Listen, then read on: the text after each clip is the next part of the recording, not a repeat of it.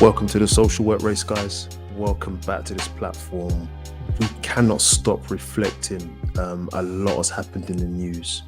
But before we get into it, into a topic that I've been itching to do for a long time, welcome to this platform. It's for you, especially you, the social work students and the newly qualified. Listen. I hope that you can use this platform to help you hit a better stride when you enter into practice. So hopefully you can learn from this. And I think today there is a lot of learning. And I'm sharing partly from my own experience, but I'm using clips from social media to kind of emphasize the point of being aware of the people who are right in front of you, but you cannot see. Interesting topic. I'm going to play a clip for you. Instead of me yapping away at what we might be talking about, let's just play this clip. This clip really hit home for me. Let me share this clip with you. I enjoy being able to identify people that are bad, that don't appear to be bad.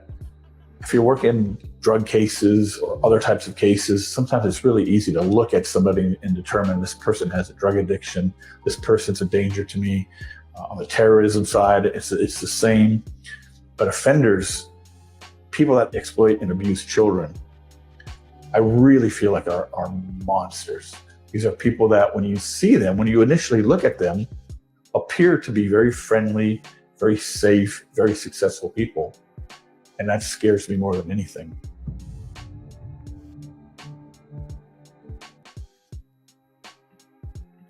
Man, was that a brilliant intro or what? Brilliant intro.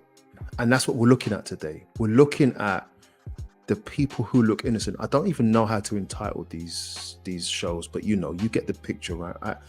I'm fascinated by, for some strange reason, by people who look innocent but are most likely perpetrators. It might be down to an element of there being an investigator, detective personality sitting deep in my psyche, but I do think that this has a lot to do with social work, and some of you may have guessed it already, where you will enter homes because of allegations. Listen, it's going to happen.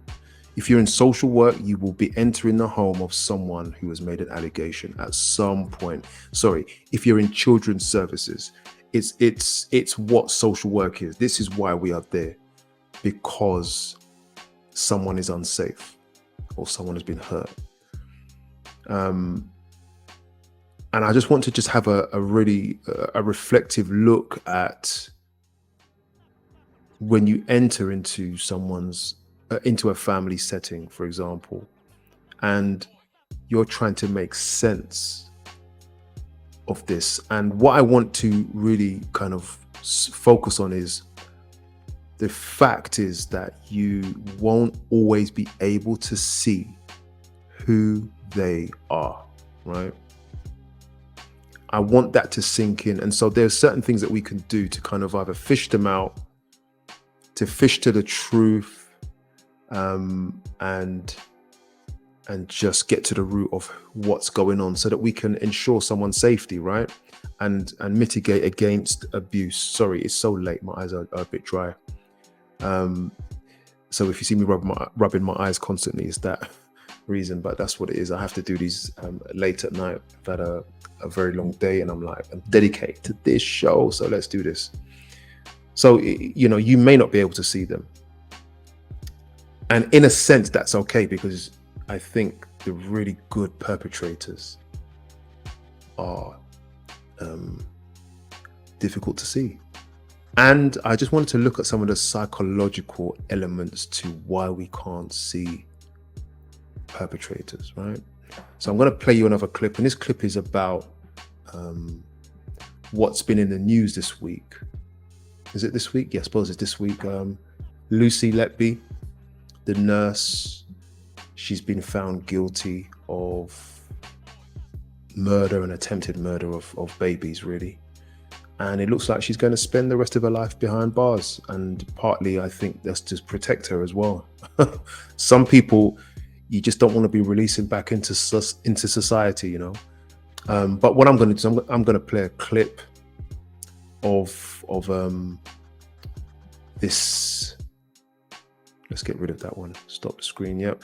I'm going to play a clip for you, and I just want you to listen very carefully to what they're saying. Okay, what are they saying? Listen carefully, because let me tell you, the vast majority of humans, let alone social workers who are humans as well, will fall into a trap. Listen carefully. There is so much learning right here. Okay, check this out. I don't think there's really anything that stands out in describing Lucy Letby. I would say she's beige as a person, in that she was a normal 20-something-year-old during these offences. Did you hear that? Beige. So she's using a descriptive word there. And I know that the journalists and the police are working together on this, because they're going to see if anybody is colluding with they're listening to her language. And I'm going to do a session on language analysis as well, to kind of fish through, to learn how to fish through into the truth. She describes her as beige.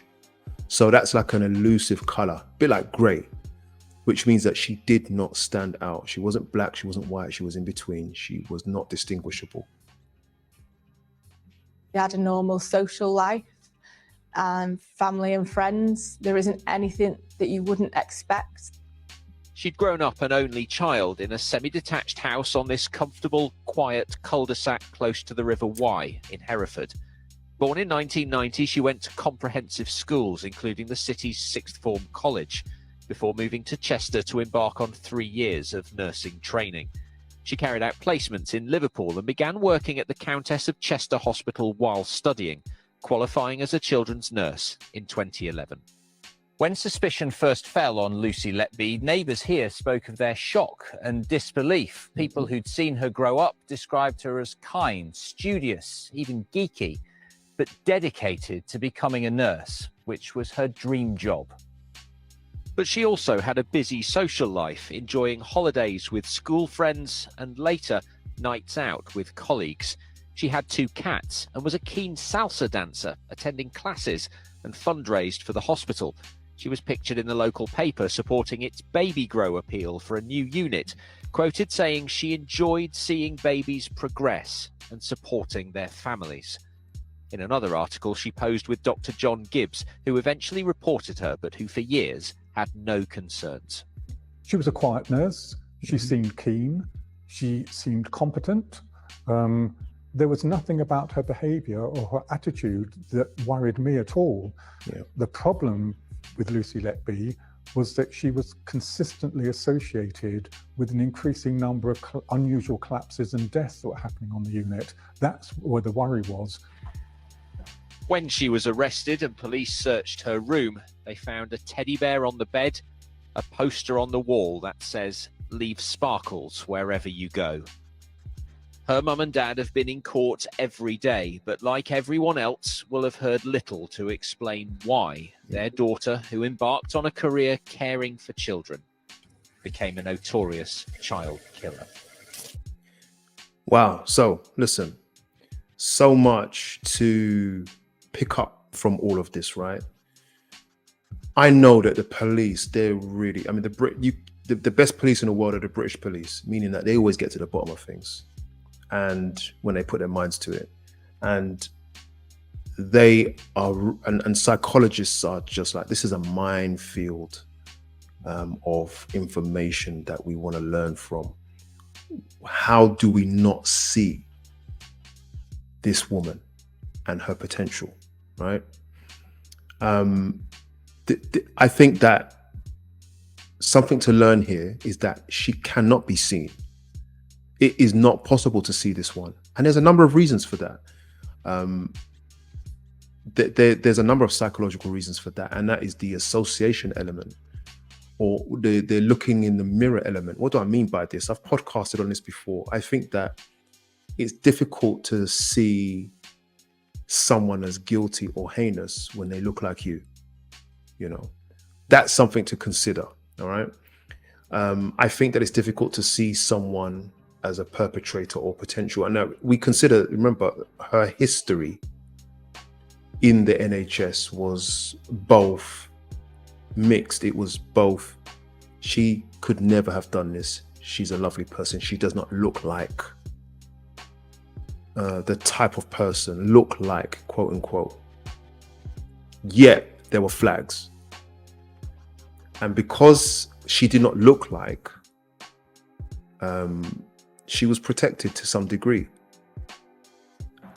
And that's one of the reasons why the NHS, possibly government, are going to have to compensate families, because we should not be making these types of mistakes. So when social workers go into homes and you listen to what children say, and they're strongly indicating something, but when you look at the who they're pointing to, and no, they look innocent, surely they wouldn't, and all of that, you've got to look past it and really dig into what the child saw. Now, look, I've been in situations where allegations of abuse have taken place, and I'm there with the police. It's a joint investigation, and so I'm there with the police, and we dig into the details, and we can't make head nor tail of whether it's true or not. That can happen. But there are also times when you dig into the details and you can tell that the child is telling the truth. And you have to be careful with children, because the more you ask questions is the more that sometimes they can add to the answers, which can be fabricated from their imaginations, which are a lot wilder than adults. So you have to be careful how you ask questions. So sometimes we will take it in turns to lead in the questioning, so that the officer, or sometimes I'll leave it to the officer to just lead in the questions, and then I make notes. And it's through the questions and the answers, checking for consistencies and potential realities, that you can say, oh, hold on a minute, this doesn't sound right. Or actually, this sounds very true. Do you know what I mean? So you've got to ask questions. Tip number 1, ask questions.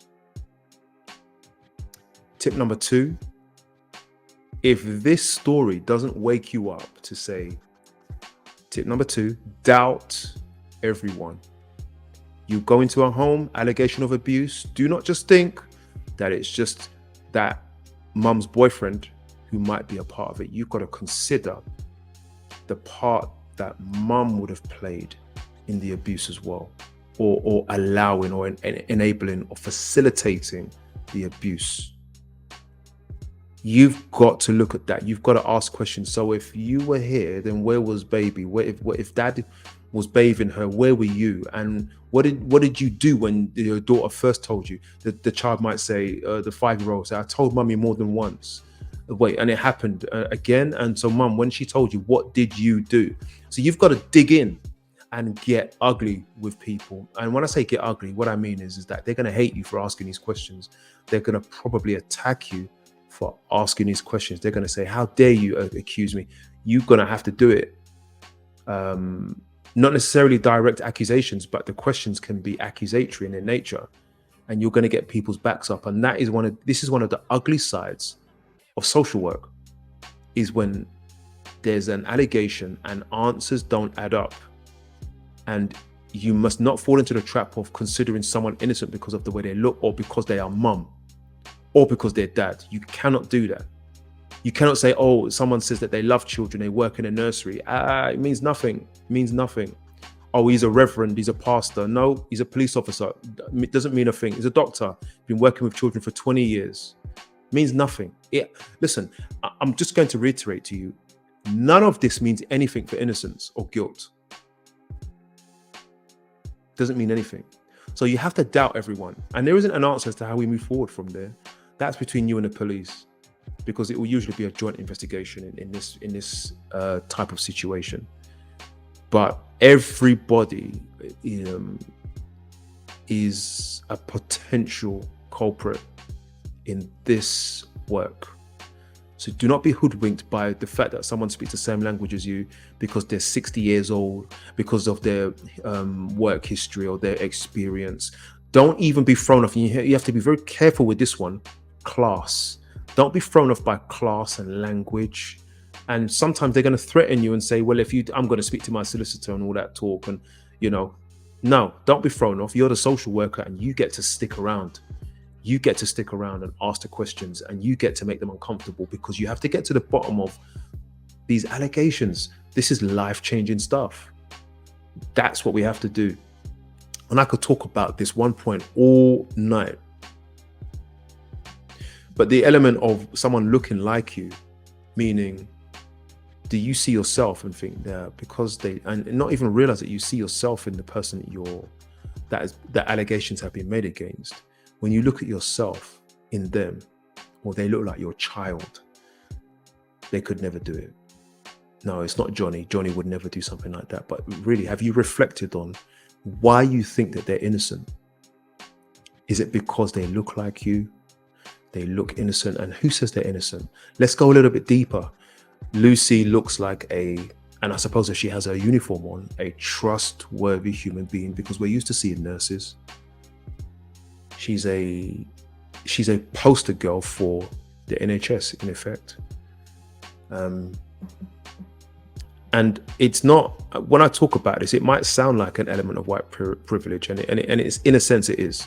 So the poster girl for the NHS would be a white, possibly blondish white woman nurse. And so that is the image of safety and trust. And, without getting into the politics of it, that it is what it is, okay? In the same way, the face of banks and certain institutions would be a face that we trust the most, which is a white woman.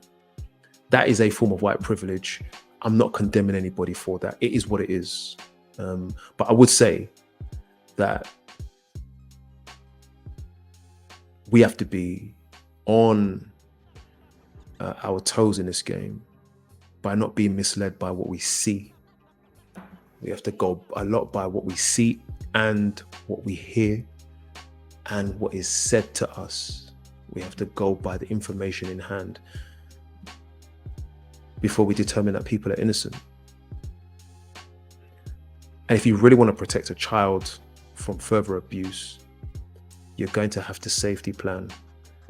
And it doesn't matter how uncomfortable it makes the family when you safety plan, meaning you might have to ask partners to split up. Well, where is he going to go? Go to his mum's, sleep on a couch somewhere, sleep on the street. But until we get to the bottom of this person can't be here. That's what we have to do. We're going to have to make people uncomfortable, because this is serious stuff. And it is shocking the amount of abuse that takes place in this country.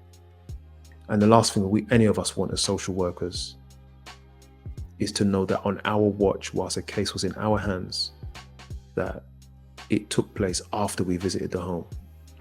So that's something very scary. And that's like, even though today I wasn't working, yet social work is on my mind. Cases are on my mind. Have I done this, this, and this? And so that's my point today, to say people mustn't be hurt because I was hoodwinked. Abuse must be stopped in its tracks if I'm aware of it, or if I haven't done the work. If I haven't done the work to dig into the truth as far as I could possibly go. No one, in a sense, is to be trusted. And the only thing I trust is what I hear and what I see. That's a reality check for social work. And if anything, let it be an encouragement. Sorry, these flies, fruit flies, by the way. Yeah, I've got a bunch of strawberries here. Yeah, so let it be an encouragement that we get stuck in to cases as deep as necessary. Let it be an encouragement that if you really want to come into this job and help people, you will get a case like this, and you will, not necessarily about murder, but you know, around allegations of abuse or assault, you're gonna have to get to the bottom of it and have no fear about how uncomfortable you make people. Actually, let your focus be protecting a child from further harm. Let your focus be about knowing that you want to sleep at night, knowing you've done everything you can do. Yeah, hopefully that helped. Take care of yourselves.